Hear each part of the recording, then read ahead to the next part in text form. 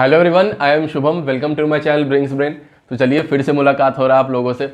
मैंने पिछला एक वीडियो बनाया blunders of college life and tips for fresher. उसमें मैंने बताया कि क्या क्या मेजर गलतियां हैं जो आप लोगों को अवॉइड करना चाहिए, जिनसे आपका काफ़ी कुछ बिगड़ सकता है कॉलेज के अंदर, और क्या क्या चीज़ें हैं जिनको जरूर से जरूर फॉलो करना चाहिए। तो वीडियो बहुत इंपॉर्टेंट था, अगर नहीं देखा होगा आप लोग तो जाकर के उसे जरूर देख लीजिएगा इस वीडियो देखने के बाद। उसी में कुछ बच्चों का ये भी कमेंट आया है कि भैया पढ़ाई लिखाई को लेकर के भी कुछ गाइड करिए, किस तरह से अपना पढ़ाई शुरू करें ताकि हम काफ़ी अच्छा स्कोर कर पाएँ, अच्छा CGPA ला पाएँ अपने कॉलेज के सेमेस्टर्स एग्जाम में। और इसी तरह कमेंट मुझे DM में भी काफ़ी सारा है, जिसमें तो कई लोग तो मेरे कॉलेज के जूनियर थे। NIT जमशेदपुर से सिविल इंजीनियरिंग में परस्यू कर रहा हूँ, अभी 3rd ईयर में हूँ वहाँ पर। तो इस वीडियो में हम लोग जानेंगे सबसे पहला बात तो ये कि कैसे इंजीनियर्स लोग एक रात में पढ़ करके पास हो जाते हैं, और पास तो छोड़िए एक अच्छा स्कोर भी लेकर के आते हैं एग्जाम में। बोलो कैसे एक रात में वो कौन सा पढ़ाई होता है, और साथ में अगर आपको एक अच्छा स्कोर चाहिए जो स्टैंडर्ड स्कोर होता है 8+ CGPA का, वो अगर आपको लाना है अपने कॉलेज में तो आप क्या क्या चीज़ आपको फॉलो करनी चाहिए जिनसे आपका वो लाने का रास्ता बिल्कुल आसान हो जाएगा।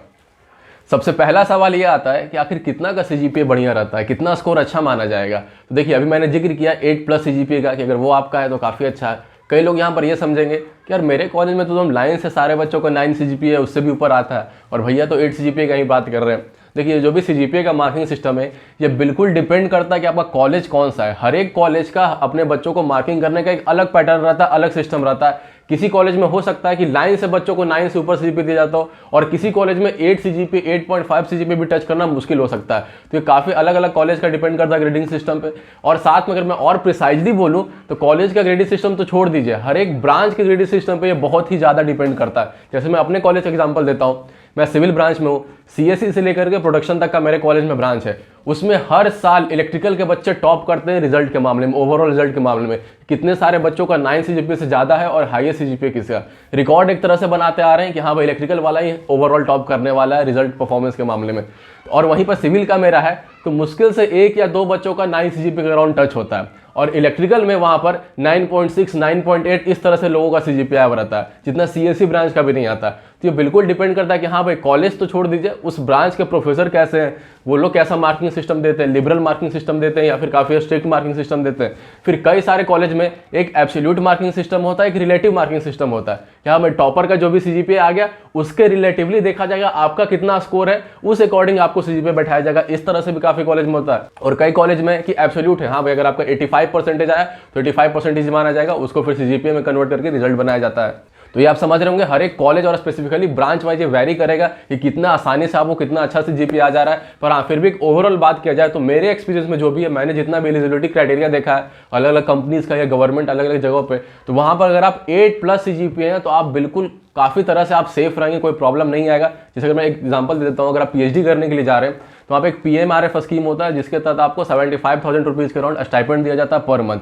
तो उसके लिए एलिजिबिलिटी क्या है कि आपको 8+ CGPA होना चाहिए बैचलर्स डिग्री में भी और आपका मास्टर्स डिग्री में भी। तो यहाँ पर 8+ का क्राइटेरिया। बाकी गवर्नमेंट एग्जाम वगैरह में तो 6+ CGPA है तो भी आप एलिजिबल हो जाते हैं। पर हाँ कहीं कहीं 8+ CGPA, कुछ कंपनीज भी जो मैंने देखा कॉलेज आती हैं 8+ CGPA रिक्वायर्ड करती है, पर जनरली सारा कंपनीज नहीं करती है। तो अगर आपका 7 से 8 के बीच में तो आपका एक डिसेंट CGPA, ठीक है, काफ़ी जगह एलिजिबल रहोगे। 8+ CGPA तो काफ़ी अच्छा बात है। 6 से 7 के बीच में तो फिर मतलब ठीक ठाक है, कुछ खास नहीं है। पर हाँ फिर भी आप गवर्नमेंट एग्जाम का जैसे मैंने बताया कि वहाँ पर तो 6+ का ही क्राइटेरिया रहता है, और काफ़ी कंपनीज भी वो भी 6+ CGPA को भी अलाउ कर देती हैं। 6 के नीचे है तो फिर दिक्कत आपको आ सकता है बहुत सारे जगहों पर। और हाँ अगर एकदम एक्सीलेंट CGPA कहा जाए तो उस केस में आपको 9+ CGPA कैटेगरी में जाना पड़ेगा। एक और चीज़ यहाँ पर ध्यान रखने वाला बात यह है, ऐसे तो ओवरऑल देखा जाए तो 8+ CGPA तो आप काफ़ी अच्छे स्टूडेंट हैं, पर यहाँ पर ऑनलाइन जब हुआ है जब से, तो हर एक बच्चे का लगभग 8 से ऊपर ही आता है। 8 से नीचे तो आना ही बंद हो गया जैसे लड़के लोगों का। और पहले तो ऑफलाइन में तो 5 CGPA 6 CGPA ऐसे भरा रहता था, और 8 CGPA तो मान के चलिए 8 CGPA से ऊपर में टॉप 20% के राउंड में बच्चों को रहता था। मैं अपने कॉलेज का एग्जांपल दे रहा हूँ, हर एक कॉलेज के लिए परसेंटेज वेरी कर सकता है, जैसे मैंने बताया कि हर एक कॉलेज का अलग अलग मार्किंग सिस्टम रहता है। तो पर ऑनलाइन में हर एक बच्चों का CGPA ओवरऑल देखिए तो इंप्रूव होने लग गया। तो उस केस में मैंने अब क्या देखा, कुछ कंपनीज आती तो क्या कर रही है ना, वो रैंक वाइज सेलेक्ट कर ले रही है बच्चों को। हाँ भाई टॉप 20% है उन्हीं को लेकर के जाएंगे, या फिर टॉप 50% है उन्हीं को अलाउ करेंगी वो बैठने के लिए प्लेसमेंट में। तो अब इस तरह से रैंक वाइज भी कंपनी उपाय निकाल रही है। नहीं तो वो 8+ CGPA क्राइटेरिया रख दे तो फिर तो लगता है पूरा बैच के उनको इंटरव्यू और एग्जाम वगैरह लेना पड़ जाएगा। तो अब काफ़ी सारी कंपनीज ऐसा भी कर रही है कि रैंक वाइज भी ले रही है। तो अगर रैंक वाइज बोला जाए तो मेरे अकॉर्डिंग अगर आप टॉप 20% में है तो आप हर एक कंपनी के लिए सेफ होने चाहिए। और बाकी ऐसे तो कई कंपनी जो टॉप 50% को भी अलाउ करती हैं। इस तरह से भी ये मतलब नहीं है कि टॉप 20 में तो ही आपको एलिजिबल आप रहिएगा, ऐसा नहीं है। मैं एक बता रहा हूँ, जैसे मैं 8+ CGPA दिया था उसी तरह मैं रैंक में एक आइडिया दे रहा हूँ कि आप टॉप 20% में तो काफ़ी अच्छा है। तो चलिए अब ये तो क्लियर हो गया कि कितना का स्कोर अच्छा होता है। अब अच्छा स्कोर करने के लिए क्या क्या पॉइंट्स आपको फॉलो करना पड़ेगा वो देख लेते हैं। जितना ज़्यादा पॉइंट्स फॉलो करिएगा उतना ज़्यादा आपका स्कोर बढ़ते चला जाएगा। तो पहला पॉइंट है अटेंड क्लासेस। आपको अपना अटेंडेंस 75% के अराउंड या उससे ज़्यादा मेंटेन करके रखना है। अगर ऑफलाइन क्लासेस है तो, ऑनलाइन है फिर तो और ज़्यादा अटेंडेंस मेंटेन करना है। अराउंड 85 या 90% आप अपना अटेंडेंस बना करके रखिए, क्योंकि उससे दो चीज़ों का, पहला आपका इंटरनल्स का मार्क्स बेटर मिलेगा, क्योंकि टीचर जो अटेंडेंस होता है उसी को देख करके इंटरनल का मार्क्स देते हैं जो अराउंड 20% होता है। और दूसरा आप उस सब्जेक्ट से थोड़ा बहुत फैमिलियर भी रहिएगा, तो इसलिए आपको क्लासेस अटेंड करना है जितना भी हो सके। Second point, make notes in your classes. जो भी टीचर पढ़ा रहे हैं, क्या क्या बता रहे हैं, वो सब का आपको नोट्स बनाते चलना है क्लास में। ये एकदम की पॉइंट है कि कैसे लोग सिंपलेस्ट वे में काफ़ी अच्छा स्कोर कर जाते हैं। नोट्स बनाने से जो भी आपका 100% का सिलेबस है वो मान के चलिए 20-30% में आपका रिड्यूस हो जाता है। आप खुद समझ सकते हैं, क्योंकि नोट्स में चीज़ें तो सारे कॉन्साइज होती हैं। और फायदा क्या होता है कि जनरली जो एग्जाम में क्वेश्चन आता है वो इन्हीं नोट्स में से टीचर उसी के इर्द गिर्द पूछते हैं, जो पढ़ाते हैं वो क्लास में, उसी का अराउंड उनका क्वेश्चन में एग्जाम में रिवॉल्व करता है। तो इन दो पॉइंट्स, अभी जो मैंने पहला पॉइंट बोला, दूसरा पॉइंट बोला, इससे आपको समझ में आ रहा होगा कुछ कुछ कि क्या तरीका होता है जिससे बच्चे एक रात में पढ़ करके अच्छा स्कोर कर लेते हैं और पास भी हो जाते हैं इंजीनियरिंग का पेपर एग्जाम में। तो ये करते बच्चे ये कहीं ना कहीं से नोट्स जुगाड़ करते हैं। खुद भले क्लास नहीं जाते हैं, पर हाँ टॉपर्स का नोट्स हो गया, या फिर और भी कुछ बच्चे, जैसे मेरे में क्या है, सीआर जो है हमारा, वो नोट्स जुगाड़ कर देता है। हाँ भाई नोट्स हमारे पास आ गया, अब तो सिलेबस ऐसे जो भी 100% का सिलेबस था वो हमको पढ़ने के लिए बस 20-30% ही हो गया। आप किताब में देख लीजिएगा कितना पेजेस था, उन्हीं सब आप टॉपिक्स आप किताब में ढूंढिएगा और उन्हीं का आप नोट्स देखिएगा कि हाँ भाई जो टीचर आपको पढ़ाएं वो उसका 20-30% ही केवल होगा। एक तो पढ़ना कम हो गया, और दूसरा चीज़ जो अगर आप क्लास अटेंड कर रहे हैं, अगर जो मैंने पहला पॉइंट आपको बताया उसमें काफ़ी सारे टीचर लोग हिंट दे देते हैं कि मैं इस टॉपिक से तो क्वेश्चन पूछने ही वाला हूँ। तो कई टॉपिक आपके पास ऑलरेडी रहेंगे कि हाँ भाई इसमें तो क्वेश्चन आने ही वाला, तो पासिंग मार्क्स तो आपका वहीं से निकल करके आ जाता है। तो इसके लिए एक तो ये भी, अगर आप खुद क्लास नहीं कर रहे हैं तो आपको एक अच्छा दोस्त होना चाहिए जो आपको बता सके। जैसे एग्जाम के समय में कुछ क्लास मैंने किया तो उस क्लास के बारे में मैंने अपने दोस्त को बता दिया, कुछ क्लास मैंने मिस कर दिया था तो उस क्लास में मेरे दोस्त ने मुझे बता दिया कि हाँ भाई टीचर्स ने हिंट दिया था, ये लिखवाया था कि हाँ भाई ये इंपॉर्टेंट टॉपिक है, यहाँ से मैं क्वेश्चन सेट कर सकता हूँ। तो पासिंग मार्क्स तो बस उन्हीं टॉपिक्स को पढ़ करके ही निकल जाता है कि हाँ भाई जितना टीचर लोग हिंट दे चुके, और काफ़ी सारे टीचर ऐसा हिंट दे देते हैं, तो वहाँ से पासिंग मार्क्स निकल जाएगा।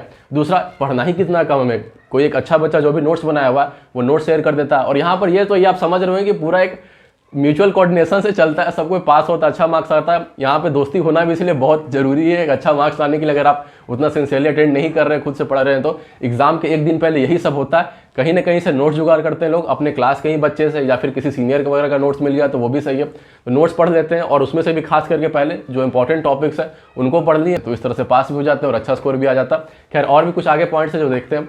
और जो टीचर अच्छा पढ़ा रहे हैं उनका तो मैं रिकमेंड करूँगा उनका तो नोट्स बना ही लीजिए, काफ़ी काम आएगा आपको जो अगर अच्छा पढ़ा रहे हैं तो।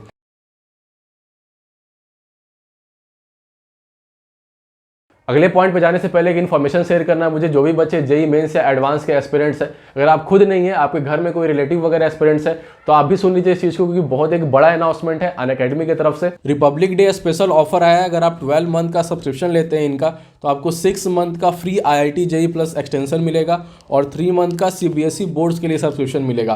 अगर आप 6 मंथ वाला कोर्स परचेज करते हैं तो उस केस में 3 मंथ का आपको IIT JEE प्लस एक्सटेंशन मिलेगा फ्री में, और 2 मंथ का CBSE बोर्ड्स के लिए मिलेगा। और सेम ऑफर 24 मंथ वाले सब्सक्रिप्शन के लिए भी है। तो ये तीनों आप परचेज कर सकते हैं। जनवरी 25 से लेकर के जनवरी 27 तक ये ऑफर है। उसमें आपको कोड यूज करिएगा ब्रिंग्स ब्रेन, तो 10% का अलग से डिस्काउंट भी दिया जाएगा आपको। और साथ में एक एक्साइटिंग स्कॉलरशिप टेस्ट भी कंडक्ट हो रहा है अनअकैडमी प्लेटफॉर्म पे, प्रोडिजी टेस्ट। इसमें काफ़ी सारे रिवार्ड्स हैं, प्राइजेस हैं, आप देख रहे हैं, आपके स्क्रीन पर दिख रहा होगा अलग अलग रैंक के लिए क्या क्या प्राइज है। और साथ में इनके सब्सक्रिप्शन पर स्कॉलरशिप भी आपको दिया जाएगा।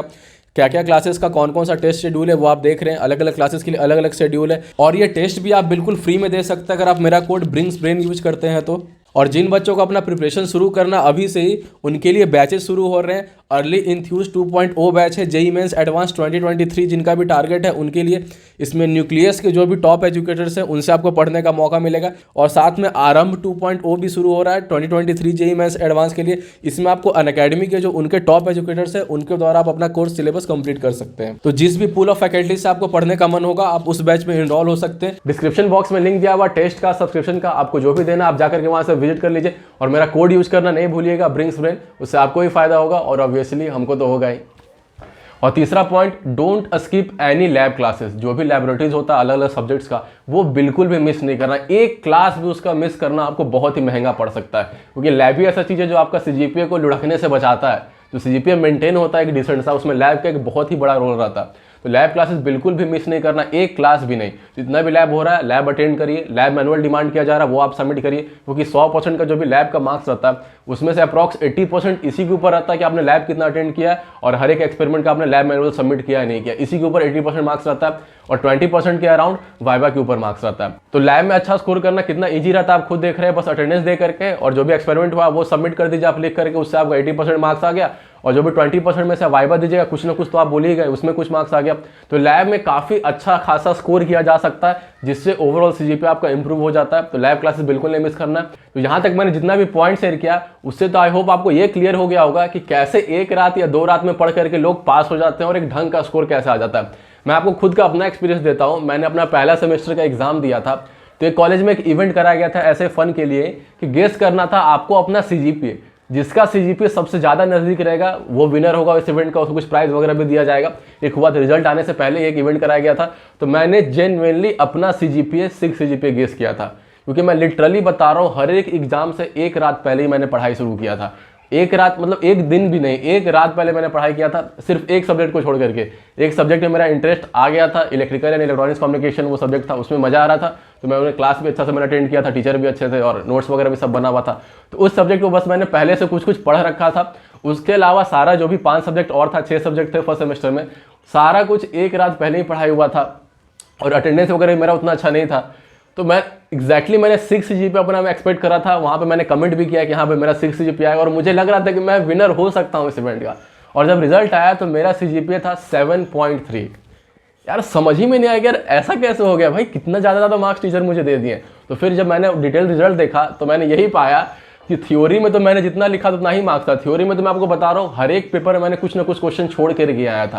तो थ्योरी में तो मैंने जितना लिखा था उतना मार्क्स था, फिर भी जो मैंने बताया आपको समझ में आ रहा होगा। नोट्स मैंने वही एक रात पहले नोट्स जुगाड़ हो गया था, उससे लगभग काफ़ी अच्छा मतलब 80-90% क्वेश्चन मैंने अटेम्प्ट कर लिया। कुछ क्वेश्चन एक आध क्वेश्चन हर एक पेपर में छूट भी गया था। क्योंकि मैं केवल एक रात पहले अगर पढ़ रहा हूँ तो भले मुझे नोट्स भी मिल गया, तो नोट्स में भी सारा कुछ पढ़ लेना याद करना वो भी पॉसिबल नहीं होता था। तो मैंने भी डिवाइड कर लिया कि हाँ भाई ये इंपॉर्टेंट चैप्टर है, या फिर इतना ही मैं पढ़ के जाऊँगा पर इसको अच्छे से करके जाऊँगा कि इसका वाला क्वेश्चन तो भाई बन ही जाए सारा, और कम से कम एक ढंग का थोड़ा बहुत रिस्पेक्टेड स्कोर आ जाए। तो बस सिलेबस भी मैंने नोट्स का भी पूरा नहीं पढ़ा था, एक आध चैप्टर छोड़ दिया था तो उससे क्वेश्चन भी छूट गया। तो भाई थ्योरी में मैंने देखा तो भाई जैसा लिखा था वैसा ही मार्क्स था, कोई बहुत हाई मार्क्स नहीं था। हाई मार्क्स एक उसी में था जो सब्जेक्ट का मैंने आपको जिक्र किया। और मैंने देखा लैबोरेटरीज में देखा, लैब मैंने एक भी मिस नहीं किया था, सारा लैब अटेंड किया था। क्योंकि लैब अटेंड किया था तो मुझे पता भी था, तो वाइवा भी काफ़ी हद तक ठीक ठाक ही गया था, क्योंकि लैब तो किया हुआ था मैंने, तो पता भी था कि हाँ ऐसे ऐसे किए थे। तो लैब का जो भी CGPA जितना अच्छा चाहा था 100 में से उसमें मेरा A या O ये सब मिला हुआ था, जिस वजह से काफ़ी हद तक ओवरऑल CGPA बूस्ट कर गया लैब के मार्क्स की वजह से। और यहाँ पर एक पॉइंट ये भी है कि ये एक पर्सनल कैपेसिटी पे भी डिपेंड करता है। एक रात पहले सबको ही पढ़ना शुरू करता है तो सबका एक जितना CGPA तो आ नहीं जाता, किसी का अलग आता है। जैसे मेरा एक फ्रेंड है, वो उसको पता था कि नहीं भाई मुझे 2 दिन पहले पढ़ना पड़ेगा, तो वो एग्जाम से 2 दिन पहले पढ़ता था, उसका भी CGPA 7.3 के अराउंड ही आया। और एक मेरा दोस्त था, हम रात में या शाम से शुरू करते थे, वो हमसे भी लेट शुरू करता था, उसका भी उसी के अराउंड CGPA आया। तो हर को पता, हर का थोड़ा बहुत कैपेसिटी अपना डिपेंड भी अलग भी करता है कि हाँ भाई वो किस तरह से पढ़ रहा है, कितना देर उसको लग रहा है पढ़ने में। तो थोड़ा बहुत तो वैरी करता ही है कैपेसिटी के अराउंड से। पर हाँ पूरे ग्रुप का मैं देखूंगा, अगर मैं जो भी मेरा ग्रुप था मतलब 10-15 लोगों का, उसमें किसी का भी मतलब खराब रिजल्ट नहीं आया था। 7 या उसके अराउंड या उसके ऊपर ही था। एक बच्चा जो पहले से पढ़ता था, बीच बीच में थोड़ा बहुत पढ़ता था, उसका 8.8 CGPA भी आया था।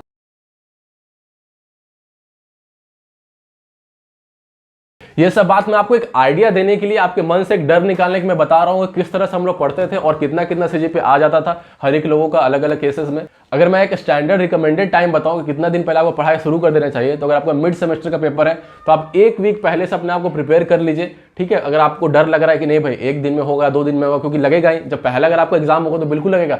हमें भी कॉन्फिडेंस नहीं था, जैसे मैंने बताया ना, सब लोगों ने सोच के रखा था पास भी होंगे फेल हो जाएंगे, मैंने सोच के रखा था 6 CGPA आएगा, तो पता तो होता नहीं था कि हाँ भाई एक रात में कैसे हो सकता है भाई। पर हाँ खुद से आप दीजिएगा तो आपको समझ में आ जाएगा कि हाँ भाई मुझे इतना देर लगता है। पहली बार में हो सकता है आपको पता नहीं हो कि हाँ भाई कितना देर में आप क्या क्या चीज़ें कर सकते हैं। तो फर्स्ट टाइम के लिए, सेफ जोन के लिए, या फिर कभी भी आप ओवरऑल आप अच्छे तरह से पेपर देना चाह रहे हैं एकदम अच्छा से प्रिपरेशन करके, तो मिड सेमेस्टर के लिए 1 वीक सफिशिएंट बोला जाता है। और आपका एंड सेमेस्टर एग्जाम है तो उस केस में 15 डेज आप लेकर के चल सकते हैं, 15 दिन पहले से आप पढ़ाई शुरू कर सकते हैं, तो सारा सब्जेक्ट आपका अच्छे से कवर हो जाएगा एग्जामिनेशन देने लायक। और जो भी मैं ये रिकमेंड कर रहा हूँ, इससे कोई बच्चा ये बिल्कुल मतलब नहीं निकालेगा अच्छा यार 1 दिन 2 दिन या पहले पढ़ करके तो इतना ऐसे CGPA आ जाता है, तो फिर तो भाई इंजीनियरिंग तो बढ़िया से निकल गया, फिर क्या पढ़ने का जरूरत है सालों भर महीना भर। देखिए यही बात आपको समझना है। यहाँ पर मैंने जो भी बताया है एग्जाम में CGPA स्कोर करने के लिए बताया। आपका टैलेंट या मेरिट इससे डेवलप नहीं हो जाएगा। आप एक दिन पढ़ करके आप एग्जाम में पास हो सकते हैं, ठीक है। एक हफ्ता आप पहले पढ़ लिए तो आपको हो सकता है 8 से ऊपर CGPA आ जाए, अच्छा CGPA आ जाए, पर वो अच्छा CGPA एग्जाम में आप बेटर कर गए ना, वो एग्जाम उस पैटर्न पे होता है और मार्किंग का जो भी और सिस्टम है वो इस तरह से है कि आपका स्कोर अच्छा आ गया, पर मेरिट तो आपका डेवलप नहीं हो पाएगा। उसके लिए तो आपको कंसिस्टेंटली पढ़ाई करना ही पड़ेगा। अगर आपको मेरिट डेवलप करना है तो ये आप ध्यान में रखिएगा, कुछ गलत आप इंप्रेशन इसका नहीं बना लीजिएगा। तो ये सब बातें हो गई यहाँ तक। अब बात आता है कि जो टॉप करना है, अगर 8+ CGPA चाहिए, बहुत अच्छा CGPA चाहिए, 9 के अराउंड CGPA चाहिए, तो वो कैसे आ सकता है। तो पहला पॉइंट तो सिंपल सा है कि जो भी पॉइंट्स मैंने भी आपको बताया उसको आपको और ज़्यादा क्वांटिटी में फॉलो करना है। मैंने 75% अटेंडेंस बोला तो आप 90% अटेंडेंस रखिए। मैंने नोट्स बनाने के लिए बोला तो आप हर एक सब्जेक्ट का खुद से अच्छे से आप नोट्स बना लीजिए। मैंने लैब क्लासेस का बात किया तो उसमें वाइवा के लिए आप अच्छे से प्रिपेयर होकर के जाइए कि हाँ भाई सारा कुछ आप वाइवा में अच्छे से आंसर कर दीजिए, क्योंकि 80% तो आपको मिल ही जाएगा ऐसे अगर आपने अटेंड किया होगा तो, और 20% जो वाइवा का उसमें आप बिल्कुल अच्छे से परफॉर्म करिए तो वहाँ पे काफ़ी अच्छा आपको इंप्रूव हो जाएगा। एग्जाम से मैंने 1 दिन 2 दिन पहले बताया कि लोग कर लेते हैं, आप वहीं पर जैसे जो सेफ टाइम मैंने बताया 7 दिन या 10 दिन, उतना दिन पहले से आप प्रिपरेशन करना शुरू कर दीजिए। तो अगर आपको जितना अच्छा CGPA चाहिए, जितना भी जो पॉइंट्स मैंने बताया उसको आप ज़्यादा क्वांटिटी में फॉलो करिए, उस हिसाब से आपका CGPA बढ़ते चला जाएगा। पर हाँ, एक और खास पॉइंट है, जिन लोगों को एकदम डिस्टिंक्शन लाना है, मतलब जो ब्रिलियंट CGPA मैंने बताया 9 के अराउंड या फिर टॉपर के बीच में आना, उन लोगों की खासियत मैंने क्या देखा है ना, उन लोगों का टीचर्स प्रोफेसर जो भी होते हैं उनके नज़र में एक अच्छा इंप्रेशन वो लोग बना के रखते हैं।